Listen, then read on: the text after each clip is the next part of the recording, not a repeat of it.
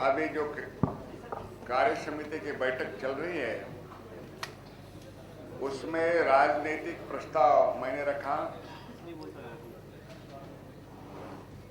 रवि शंकर प्रसाद जी ने उसका अनुमोदन किया। उस प्रस्ताव के मैं प्रमुख बिंदु आपको बताऊंगा।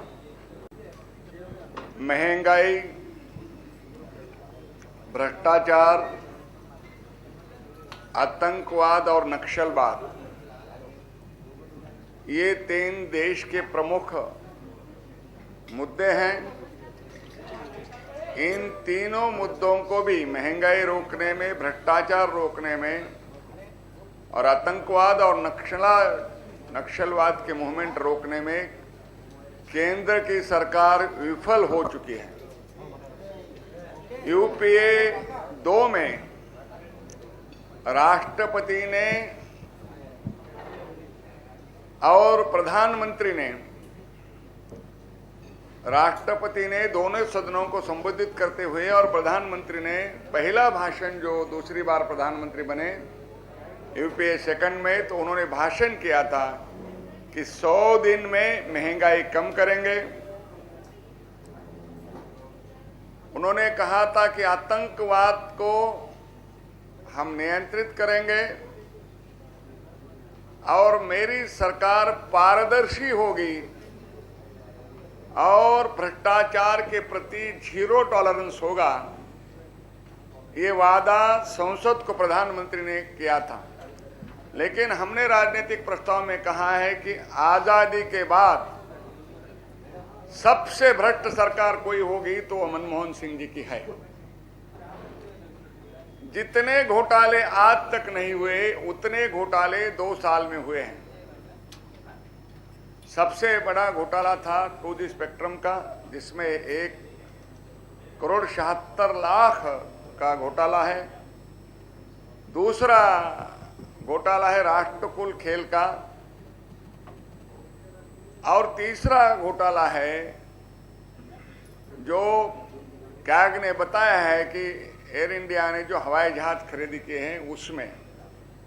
ये एक इम्पॉर्टेंट घोटाले हैं, लेकिन इस सरकार ने केवल घोटाले ही नहीं किए। केंद्र का एक मंत्री जेल में रहा, कांग्रेस का एक सांसद जेल में गया, और इतने घोटाले होने के बावजूद भी भ्रष्टाचार को खत्म करने में, कम करने में ये सरकार विफल हुई है। दूसरा मुद्दा है महंगाई। महंगाई बढ़ती जा रही है और महंगाई हिंदुस्तान में आज सबसे ज्यादा इन्फ्लेशन रेट इस साल में है। और दुनिया में जो फूड ग्रेन्स के दाम बढ़ रहे हैं और देशों में भी महंगाई बढ़ रही है, सबसे ज्यादा महंगाई का रेशो अगर कहाँ है तो भारत में है। महंगाई कम करना तो बात अलग है, लेकिन महंगाई और इन्फ्लेशन के कारण हमारा जो ग्रोथ है वो भी रुकेगा।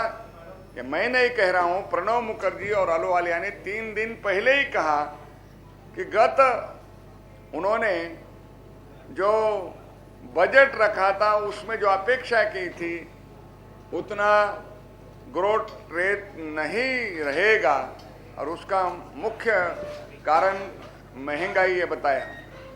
कल ही केंद्र सरकार ने पेट्रोल में 7.5 रुपए की बढ़ोतरी की है, और अंदाज लगाए जा रहे हैं, और जो पेट्रोलियम कंपनियां हैं उन्होंने केंद्र सरकार से डीजल में भी बढ़ोतरी की मांग की है, और गैस में भी 4 रुपये डीजल में और लगभग 50 रुपये गैस में बढ़ोतरी होने की संभावना है।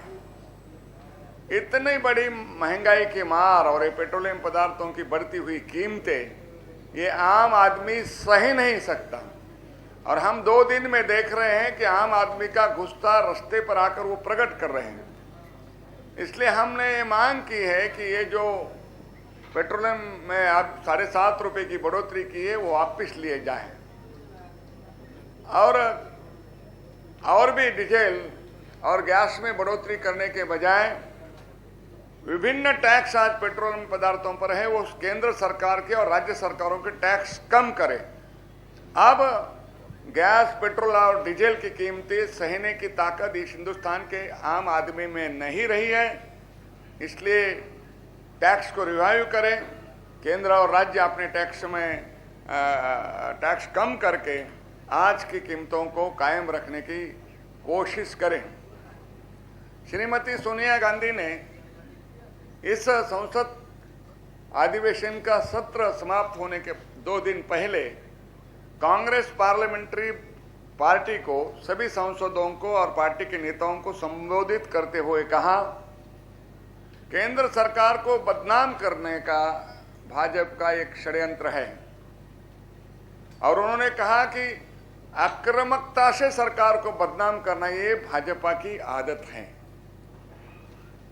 वो भाजपा पर क्रिटिसाइज करने के बजाय अपने सरकार में जो चल रहा है भ्रष्टाचार उसको रोके, महंगाई है उसको रोके।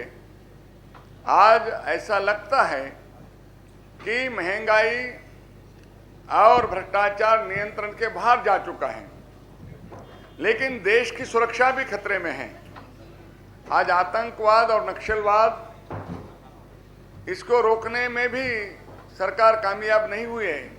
26/11 को याद करिए, 26/11 को मुंबई में आतंकवादी हमला हुआ। वो आतंकवादी हमला मुंबई पर नहीं, हिंदुस्तान के सार्वभौम पर, सॉवरेंटी पर हमला था।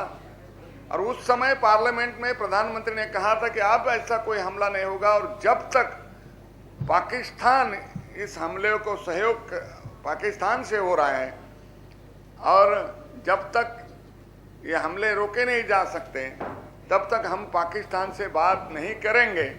लेकिन 1 महीना पूर्व ही वहाँ के राष्ट्राध्यक्ष आकर गए और प्रधानमंत्री ने जो वादा किया था वो भी नहीं निभाया। भारतीय जनता पार्टी के राष्ट्रीय कार्यसमिति को ये लगता है कि ये 1974 की स्थिति निर्माण हुई है, जब श्रीमती इंदिरा गांधी ने इमरजेंसी लाई थी। उस इमरजेंसी के पूर्व यही मुद्दे थे, उस समय अलग मुद्दे थे, बेरोजगारी, महंगाई और भ्रष्टाचार। वो निपटाने में कामयाब नहीं रही। उस समय गुजरात में आंदोलन छेड़ा युवकों ने, उसके बाद बिहार में आंदोलन छेड़ा, देश में आंदोलन प्रसारित हुआ। राजनारायण ने उनके खिलाफ इलाहाबाद कोर्ट में फैसला किया, उसने रीट किया था, वो भी वो हार गई और उन्होंने फिर इमरजेंसी लाई।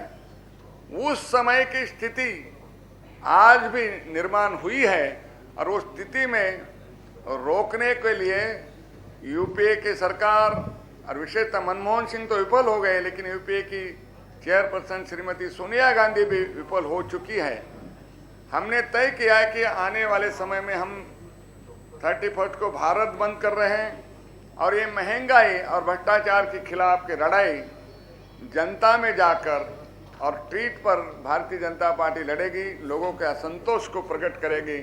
संसद चलती है तो संसद, और संसद नहीं चलती है तो हमारी सबसे बड़ी संसद जनता की संसद है, उसमें जाकर सरकार की नाकामयाबी हम गिराएंगे। इस प्रकार का राजनीतिक प्रस्ताव हमने पारित किया है। इनको कुछ कहना है, पहले कहो। ये शाहनवाज जो कुछ कह रहे हैं उसके बाद आप सवाल पूछ सकते हैं।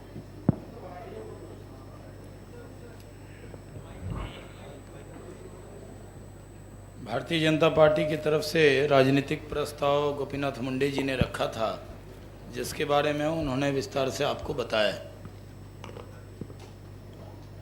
आज सुबह में सुषमा जी ने अपने उद्बोधन में जिस तरह से देश की स्थिति है इस पर विस्तार से अपनी बात को रखा है। सुषमा स्वराज जी ने कहा कि संसद एक माध्यम हो सकता है। जब संसद चलती है तो हम सरकार को संसद में घेरते हैं और संसद नहीं चलती है तो हम सड़क पर सरकार को घेरेंगे। सरकार इस गलतफहमी में नहीं रहे कि अगर संसद बंद हो गई तो सरकार को वो सारी आज़ादी मिल गई। संसद में प्रभावी तरीके से भारतीय जनता पार्टी ने परफॉर्म किया, जिसके वजह से कई मुद्दों पर हमने सरकार को घेरने में पूरी तरह से कामयाबी पाई। जब संसद नहीं चलती है तो हम सड़क पर जाते हैं, और संसद और सड़क पर लड़ाई लड़ने के बाद अब संगठन पर जोर देने की ज़रूरत है, क्योंकि संगठन के नेतृत्व में ही हम एक बड़ी लड़ाई को जीत सकते हैं। और उसका जो समन्वय है वो पूरी तरह से संसद और सड़क का संगठन के नेतृत्व में होगा। इसलिए संगठन को और मजबूत बनाने पर सुषमा स्वराज जी ने जोर दिया। उन्होंने अपने भाषण में जिस तरह से भारतीय जनता पार्टी पिछले दिनों में संसद में लड़ी है और कई मुद्दों पर सरकार को बैकफुट पर लाकर हमने खड़ा किया, और उसी तरह सड़क पर भी हमने लड़ाई लड़ी है। अब संगठन पे जोर देकर 2014 की लड़ाई का पूरा नेतृत्व करना है, इसको उन्होंने विस्तार से रखा। साथ में सुषमा जी ने जो उनकी श्रीलंका की यात्रा हुई उसका भी वर्णन कार्य समिति को बताया है, और पूरी कार्य समिति से आह्वान किया है कि अब ये समय आ गया है कि हम एक मजबूत लड़ाई के लिए तैयार रहें, और संसद सड़क और संगठन के बीच में तालमेल बैठाकर इस लड़ाई को और आगे अंजाम तक ले जाना है।